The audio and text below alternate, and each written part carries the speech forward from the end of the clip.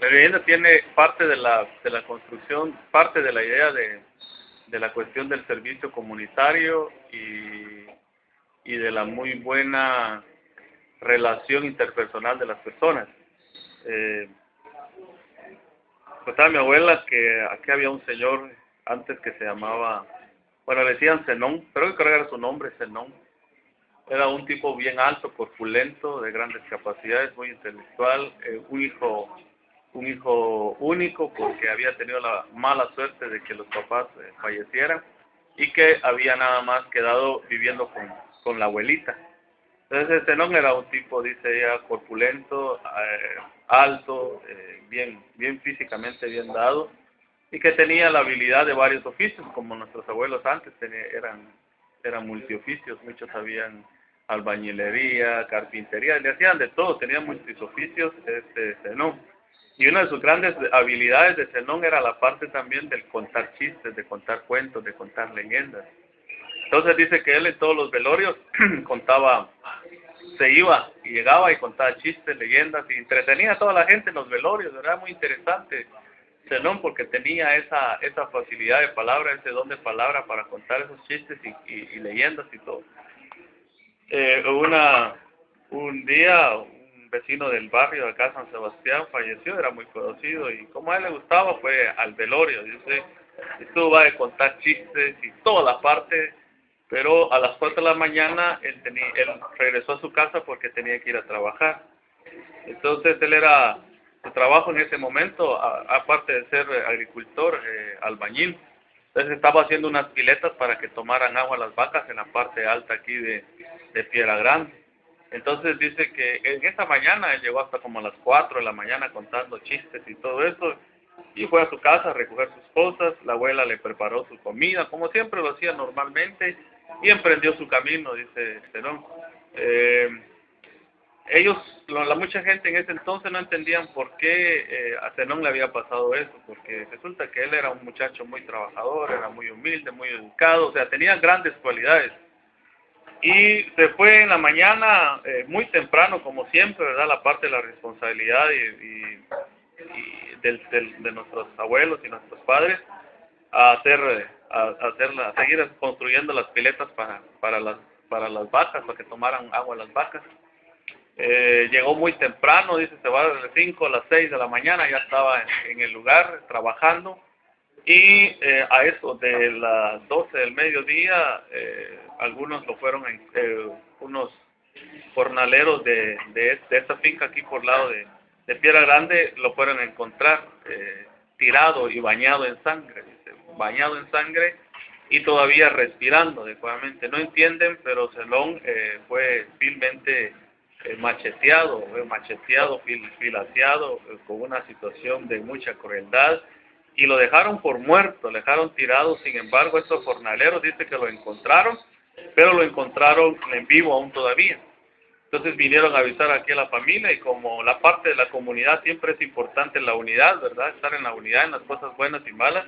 Entonces resulta que dice que la gente se unió rápido, consiguieron una hamaca y se fueron inmediatamente a traer a Zenón. Zenón todavía estaba vivo, dice, durante todo el camino, el recorrido, Zenón venía quejándose de los dolores, pero inconscientemente, porque ya le hablaban y no entendía él, pero sí se oía en el quejido, en los lamentos, el quejido de Zenón. Y entonces resulta que durante todo el camino de Piedra Grande para esta parte, acá lo trajeron. Y ya cuando llegaron casi cerca de su casa, vieron que él cada poco era menos sus pujidos, sus lamentos, lo asentaron por aquí cerca, por aquí abajito, está el lugar donde está ahorita eh, el motor, lo asentaron, dice, lo bajaron porque vieron que ya casi no iba lamentándose y efectivamente Zenón murió.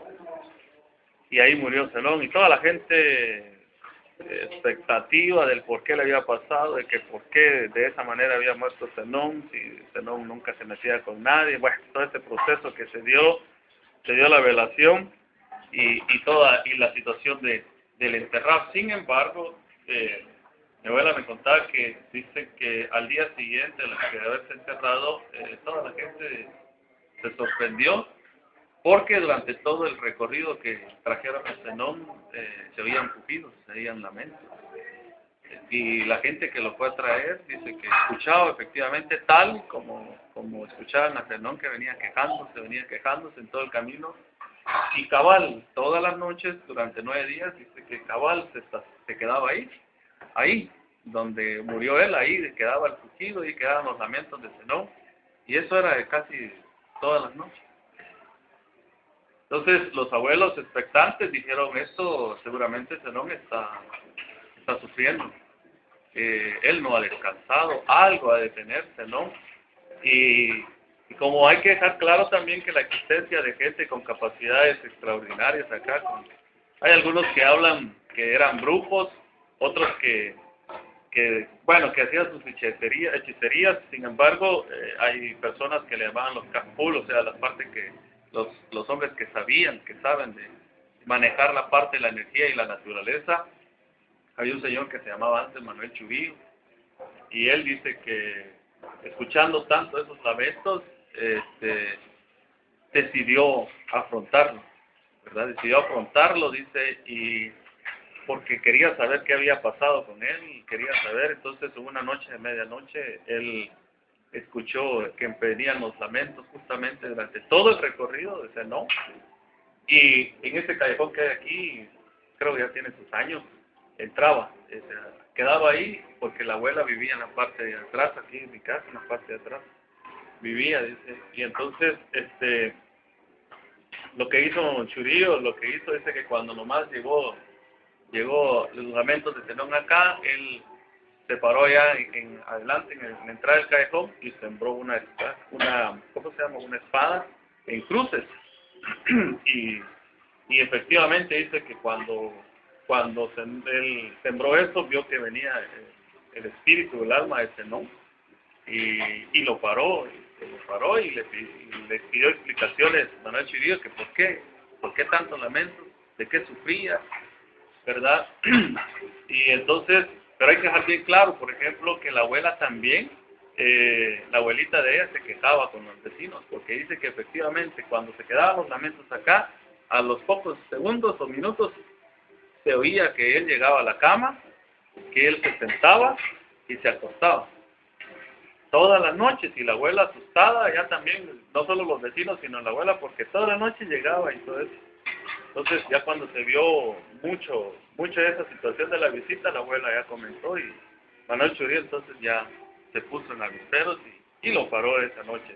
Y le preguntó qué había pasado. Entonces Zenón dice que le dijo quiénes lo habían matado en primera instancia, quiénes habían sido los que lo habían macheteado todo, y que la otra cosa era que le preocupaba la situación de su abuela, porque la abuela se había quedado sola. Entonces, por eso es que yo la vengo a visitar todas las noches durante estos días, porque me preocupa a mí que mi abuela se haya quedado sola. Y está mi ancianita, está viejita, dice que le dijo, entonces yo por eso vengo todas las noches, aunque sea a cuidarla. Entonces, Manuel Churío dice que le dijo que no tuviera pena, que la comunidad se iba a encargar de cuidarla a la señora, ¿verdad? Y que él mejor se fuera a descansar tranquilo, que dejara de sufrir ya. Y dice que le dijo él que no quería. No, dice que le dijo, yo no quiero eso, yo quiero estar con mi abuelo. Total que en la parte de esa, comentó Manuel Churío que hubo una discusión, ahorita se puede ver ilógico, se puede entender ilógico, que es que alguien que sea terrenal y uno que ya esté muerto, que vayan a estar alegándose, ¿verdad? Pero sí hubo discusión, y hasta de repente hubo pleito, decía él. Me tuve que defender porque no quería, ¿verdad? Dice él. Entonces lo que hice, mejor saqué mi cincho y le pegué un par de cuerazos, dice, con mi cincho. Y de tanto estar pegando, entonces efectivamente se retiró.